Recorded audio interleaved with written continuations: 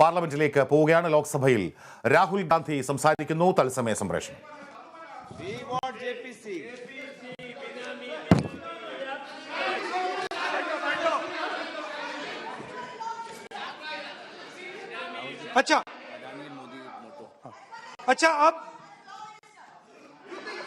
अच्छा अब चलिए छोटा सा बजट के बारे में बता देता हूं।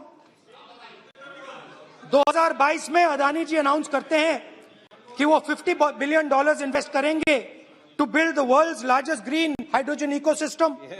और इस बजट में बीजेपी की सरकार निर्मला सीतारमण जी कहती हैं हम ग्रीन हाइड्रोजन के लिए बहुत ह्यूज इंसेंटिव्स देंगे। 19,700 करोड़ रुपए हम ग्रीन हाइड्रोजन के लिए देंगे, मतलब अदानी जी को देंगे। बजट में अदानी जी के लिए 50 नए airport, coastal shipping, horticulture, grain storage, ये सब काम आप कर रहे हैं। तो मेरे सिर्फ कल प्रधानमंत्री जी कल भाषण देंगे, मेरे उनसे 2-3 छोटे से सवाल हैं। मेरा प्रधानमंत्री जी से 2-3 सवाल है।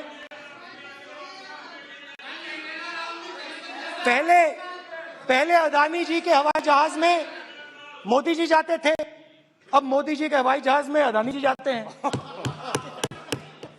पहले लोकल मामला था, फिर नेशनल मामला हो गया, उसके बाद इंटरनेशनल मामला हो गया। अदानी जी के लिए बोरिस जॉनसन का बेटा काम करता है, आपको पता नहीं मालूम है या नहीं मालूम?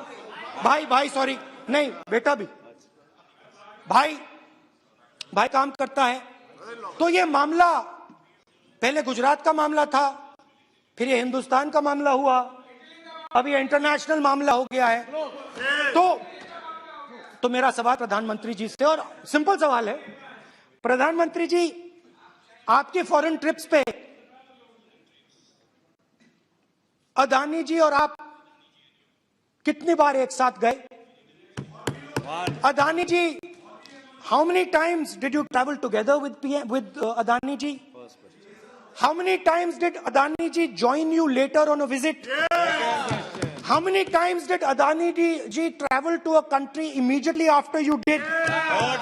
And in how many of these countries after you visited did Adani ji get a contract? Also an important question, जरूरी सवाल, अदानी जी ने बीजेपी को पिछले 20 साल में कितने पैसे दिए हैं?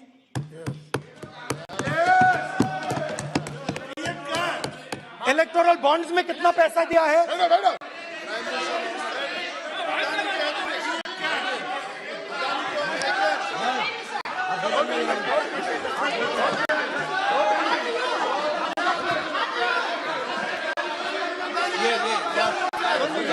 And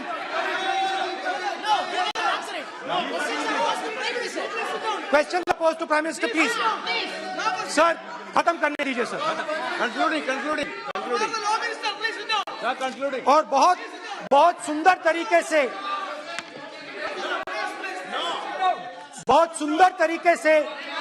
वो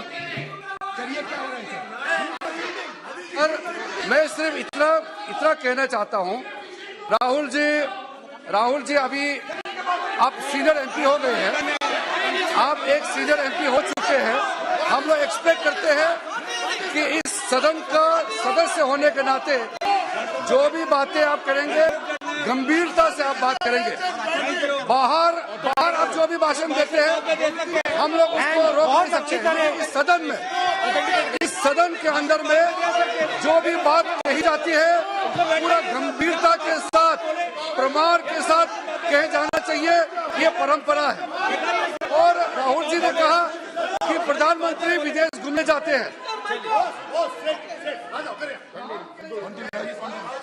तो मैंने आज वो जो युवाओं ने मुझसे सवाल पूछा था कि अदानी जी की इतनी बिजनेस एक्यूमेंट कहां से आई, इतने अलग अलग सेक्टर्स में अदानी जी ने कैसे सक्सेस प्राप्त की, अदानी जी के बारे में पूरी दुनिया को स्टडी करनी चाहिए, हार्वर्ड यूनिवर्सिटी को स्टडी करनी चाहिए कि पॉलिटिक्स के बीच में और बिजनेस के बीच में कैसा रिश्ता होता है। India is a case study and Prime Minister Narendra Modi should be given a gold medal in this. Now, बहुत अच्छी तरह बीजेपी के जो पिछले स्पीकर थे उन्होंने मेरे भाषण को इंकैप्सुलेट किया मेरे लिए बहुत अच्छी तरह। आपने जो मैं सोच रहा था आपने उससे और भी अच्छी तरीके से बोल दिया। Coming together is a beginning. Keeping together is progress. Working together is success. Adani ji and Narendra Modi ji, thank you.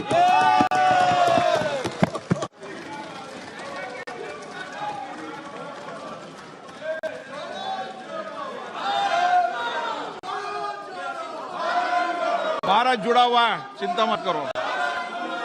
Shrimati कनिमो जी, माननीय सदस्य मैं आग्रह कर सकता हूं, सदन आपका है।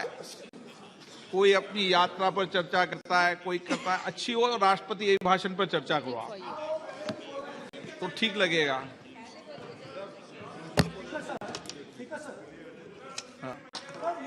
ये एक बात पे चर्चा नहीं हुई है, ये अलग अलग इंडस्ट्रीज पे, अलग अलग बिजनेसेस पे और इंटरनेशनल अफेयर्स पे डिस्कशन हुआ है। नहीं, एक मिनट प्लीज बैठिए। नहीं, प्लीज बैठिए। पर अपन को सदन के बाहर ലോക്സഭയിൽ രാഹുൽ ഗാന്ധി സംസാരിച്ചുകൊണ്ടിരിക്കുകയായിരുന്നു. അദ്ദേഹം പ്രധാനമന്ത്രി നരേന്ദ്രമോദിയോട് ചില ചോദ്യങ്ങൾ എണ്ണി ചോദിക്കുകയായിരുന്നു. അദാനിക്ക് പിന്നിൽ മോദിയാണ് എന്ന് രാഹുൽ ഗാന്ധി കൃത്യമായും പറയുന്നു. നരേന്ദ്രമോദി അദാനിക്കൊപ്പം എത്ര വിദേശയാത്രകൾ ചെയ്തു, ആ വിദേശയാത്രകൾ കൊണ്ട് അദാനിക്ക് എത്ര കരാറുകൾ കിട്ടി, അതുപോലെ BJPക്ക് അദാനി എത്ര പണം നൽകിയിട്ടുണ്ട് തുടങ്ങിയ ചോദ്യങ്ങൾ അക്കമിട്ട് ഉന്നയിക്കുകയാണ് ലോക്സഭയിൽ രാഹുൽ ഗാന്ധി. ഗീസ് പീറ്റർ ഈ വാർത്ത റിപ്പോർട്ട് ചെയ്യുന്നു. ഗീസ്, അദാനിക്ക് പിന്നിൽ മോദിയാണ്, അദാനിയെ ഉണ്ടാക്കിയെടുത്തത് മോദിയാണ്, അദാനി മോദിയുടെ വിധേയ വിശ്വസ്തനാണ് എന്നതടക്കമുള്ള ആക്ഷേപങ്ങൾ എണ്ണി ഉന്നയിക്കുന്നു രാഹുൽ ഗാന്ധി. എന്തൊക്കെയാണ് ലോക്സഭയിൽ സംഭവിക്കുന്നത്? ഫിറോസ്, തീർച്ചയായിട്ടും അദാനി വിഷയത്തിൽ 4ാം ദിവസവും ലോക്സഭ പ്രക്ഷുബ്ധമാകുന്ന ഒരു കാഴ്ചയാണ് കാണുന്നത്. ഇന്നലെ രാഹുൽ ഗാന്ധി മാധ്യമങ്ങളെ കണ്ടപ്പോൾ ഇക്കാര്യം തന്നെയാണ് പറഞ്ഞത്. അദാനിക്ക് പിന്നിൽ മോദിയാണ്, പ്രധാനമന്ത്രി മോദിയാണ് എന്നാണ് മാധ്യമങ്ങളോട് ഇന്നലെ രാഹുൽ ഗാന്ധി പറഞ്ഞതെങ്കിൽ ഇന്നത് ആവർത്തിക്കുകയാണ്. അതിൽ യാതൊരുവിധ പിന്നോട്ട് പോക്കുമില്ല. തന്റെ ആ വാദത്തിൽ തന്നെ ഉറച്ചു നിൽക്കുകയാണ് രാഹുൽ ഗാന്ധി. പ്രധാനമായിട്ടും മോദിയെ കടന്നാക്രമിക്കുകയാണ്, പ്രധാനമന്ത്രിയെ അദാനി വിഷയത്തിൽ കടന്നാക്രമിക്കുന്ന ഒരു കാഴ്ചയാണ് കാണുവാനായിട്ട് സാധിച്ചത്. അത് പ്രധാനമായും രാഹുൽ ഗാന്ധി 3 ചോദ്യങ്ങളാണ് മുന്നോട്ട് വെക്കുന്നത്. മോദിയെ വളർത്തിയത് ആരാണ്? അദാനിയെ വളർത്തിയത് ആരാണ്? അദാനിയെ വളർത്തിയത് മോദി തന്നെയാണെന്ന് രാഹുൽ ഗാന്ധി ആവർത്തിക്കുന്നു. അതോടൊപ്പം തന്നെ BJPക്ക് അദാനി എത്ര പണം നൽകിയിട്ടുണ്ട്, തെരഞ്ഞെടുപ്പിന്റെ മറ്റു കാര്യങ്ങൾക്കും വേണ്ടി BJP പാർട്ടിക്ക് അദാനി എത്ര രൂപ നൽകിയിട്ടുണ്ട്, അതോടൊപ്പം തന്നെ മോദി നടത്തിയ വിദേശ യാത്രകളിൽ അദാനിക്ക് എത്ര കരാറുകൾ ലഭ്യമാക്കിയിട്ടുണ്ട് എന്ന പ്രധാനപ്പെട്ട 3 ചോദ്യങ്ങളാണ് കോൺഗ്രസ് നേതാവ് രാഹുൽ ഗാന്ധി മുന്നോട്ട് വെച്ചിട്ടുള്ളത്. നമുക്കറിയാം, കഴിഞ്ഞ ദിവസങ്ങളൊക്കെ തന്നെ വലിയ രീതിയിലുള്ള പ്രതിഷേധങ്ങൾ ഇരു സഭകളിലും അദാനി വിഷയത്തിൽ അലയടിച്ചിരുന്നു. അദാനി വിഷയം ചർച്ച ചെയ്യേണ്ട ആവശ്യമില്ല എന്നാണ് കേന്ദ്രത്തിന്റെ മറുപടി, അല്ലെങ്കിൽ കേന്ദ്രത്തിന്റെ ഒരു നിലപാട് അത് തന്നെയാണ്. അദാനി വിഷയം അല്ലെങ്കിൽ അദാനി ഹിൻഡൻബർഗ് റിപ്പോർട്ടുമായി ബന്ധപ്പെട്ട് അദാനിക്ക് കിട്ടിയ ഒരു തിരിച്ചടി അത് രാജ്യത്തിന്റെ സമ്പദ് വ്യവസ്ഥയെ ബാധിച്ചിട്ടില്ല എന്ന് നിർമ്മലാ സീതാരാമൻ ധനമന്ത്രി നേരത്തെ തന്നെ വ്യക്തമാക്കിയിരുന്നു. ഇതിന്റെ ഒരു പശ്ചാത്തലത്തിൽ, ധനമന്ത്രിയുടെ പ്രസ്താവനയുടെ പശ്ചാത്തലത്തിൽ ഇനി ഇതിന്മേലൊരു ചർച്ച വേണ്ട എന്നാണ് കഴിഞ്ഞ ദിവസങ്ങളിൽ രാജ്യസഭാ അധ്യക്ഷൻ അതോടൊപ്പം തന്നെ ലോക്സഭാ അധ്യക്ഷന്മാർ വ്യക്തമാക്കിയത്. തുടർന്ന് ഈ ഇരു സഭകളിലും പ്രതിപക്ഷത്തിന്റെ ആവശ്യം തള്ളുന്നതാണ് നമ്മൾ കണ്ടത്. ഇന്നും സമാനമായ രീതിയിൽ തന്നെ ഈ ആവശ്യം പ്രതിപക്ഷം ഉന്നയിക്കുന്നു. പ്രതിപക്ഷത്തിന്റെ ആവശ്യം ഇരു സഭകളിലും തള്ളിയതോടെ പ്രക്ഷുബ്ധമാകുന്ന കാഴ്ച നമ്മൾ കണ്ടതാണ്. പിന്നീട് സഭ ചേരുമ്പോഴാണ് രാഹുൽ ഗാന്ധി ആഞ്ഞടിക്കുവാനായിട്ട് രംഗത്തെത്തിയത്. മോദിക്കെതിരെയും അതോടൊപ്പം തന്നെ കേന്ദ്ര സർക്കാരിനെതിരെയും BJPക്കെതിരെയും തന്നെ ആഞ്ഞടിക്കുന്നുണ്ട്. പ്രധാനമായും 3 ചോദ്യങ്ങൾ ചോദിക്കുന്നുണ്ട്. അതോടൊപ്പം തന്നെ രാഹുൽ ഗാന്ധി ഉറപ്പിച്ച് പറയുകയാണ്, മോദിയാണ് അദാനിയെ വളർത്തിയത്. അദാനി വളർന്നതോടൊപ്പം തന്നെ ഗുജറാത്ത് വളരുകയാണ്. ഗുജറാത്ത് വളർന്നത് സർക്കാരല്ല വളർത്തിയത്, ഗുജറാത്തിനെ വളർത്തിയത് അദാനിയാണ്. അദാനിയെ വളർത്തുവാൻ വേണ്ടി മോദി കുട പിടിക്കുകയാണ്. അതോടൊപ്പം തന്നെ സർക്കാർ പലപ്പോഴും കണ്ണടയ്ക്കുന്നു എന്നൊരു ആരോപണം കൂടി ഉന്നയിക്കുന്നുണ്ട്. അതോടൊപ്പം തന്നെ അദാനി വിഷയത്തിൽ അദാനി വളർന്നു, ഗുജറാത്ത് വളരുന്നു. 2014 ശേഷമാണ് അദാനിയുടെ ആസ്തി വളർന്നതെന്നാണ് രാഹുൽ ഗാന്ധി കുറ്റപ്പെടുത്തിയത്. 2014 പ്രധാനമന്ത്രിയുടെ നരേന്ദ്രമോദി ആദ്യമായി പ്രധാനമന്ത്രിയായി എത്തുന്നത്. BJP NDA സർക്കാർ ആദ്യമായി പ്രവേശനം നടത്തുന്നത് 2014 അതിനുശേഷമാണ് അദാനി ഇത്രത്തോളം വളർന്നത്. ലോകരാഷ്ട്രങ്ങളിൽ പോലും 2ാം സമ്പന്നനായി അദാനി വളർന്നിട്ടുണ്ടെങ്കിൽ അതിന് പിന്നിൽ മോദിയാണെന്ന് രാഹുൽ ഗാന്ധി ആവർത്തിക്കുന്നു. ഫിറോസ്, തീർച്ചയായും രൂക്ഷമായ വിമർശനങ്ങൾ അദാനി വിഷയത്തിൽ മോദിക്കെതിരെ രാഹുൽ ഗാന്ധി ലോക്സഭയിൽ ഉന്നയിക്കുന്നു. അദ്ദേഹം പറയുന്നത് അദാനിക്ക് പിന്നിൽ മോദിയാണ്, അദാനിയെ വളർത്തിയത് മോദിയാണ്. എത്ര പ്രാവശ്യം അദാനിക്കൊപ്പം മോദി വിദേശ രാജ്യങ്ങൾ സന്ദർശിച്ചിട്ടുണ്ട് എന്ന് ചോദിക്കുന്നു. അങ്ങനെ എത്ര കരാറുകൾ അദാനിക്ക് ലഭിച്ചിട്ടുണ്ട് എന്ന് ചോദിക്കുന്നു. BJPക്ക് എത്ര പണം നൽകിയിട്ടുണ്ട് അദാനി എന്ന് ചോദിക്കുന്നു. അദാനിക്ക് കഴിഞ്ഞ ബജറ്റിലും വാരിക്കുറി കൊടുക്കുകയായിരുന്നു എന്ന് അത്തരത്തിൽ രാഹുൽ ഗാന്ധി വിമർശനം ഉന്നയിക്കുന്നു. എനിക്ക് തോന്നുന്നു ഇപ്പോൾ അതിനുശേഷം ആ പ്രസംഗം തടസ്സപ്പെടുത്തുന്ന ഒരു സാഹചര്യവും ഉണ്ടായി. അതിനുശേഷം ഇപ്പോൾ കനിമൊഴിയാണ് സംസാരിക്കാൻ തുടങ്ങുന്നത് ലോക്സഭയിൽ. ഏതായാലും അദാനി വിഷയത്തിൽ പാർലമെന്റിന്റെ ഇരു സഭകളും ശബ്ദമാനമാണ്. കഴിഞ്ഞ ദിവസങ്ങളൊന്നും സഭ 5 മിനിറ്റ് പോലും ചേരാൻ കഴിയാത്ത സാഹചര്യമായിരുന്നെങ്കിൽ ഇന്ന് 12 മണിവരെയും പിന്നീട് 2 മണിവരെയൊക്കെ ഒക്കെ സഭകൾ നിർത്തിവച്ചിരുന്നു. പിന്നീട് ഇപ്പോൾ വീണ്ടും സഭ ചേർന്നിരിക്കുന്നു. നയപ്രഖ്യാപന പ്രസംഗം, രാഷ്ട്രപതിയുടെ നയപ്രഖ്യാപന പ്രസംഗത്തിന്മേലുള്ള നന്ദി പ്രമേയ ചർച്ചയാണിപ്പോൾ സഭകളിൽ പുരോഗമിക്കുന്നത്. അതിനിടെയാണ് രൂക്ഷമായ വിമർശനങ്ങൾ നരേന്ദ്രമോദിക്കെതിരെ ഉന്നയിച്ചുകൊണ്ട് രാഹുൽ ഗാന്ധി ലോക്സഭയുടെ തന്നെ ശ്രദ്ധ പിടിച്ചുപറ്റുന്നത്.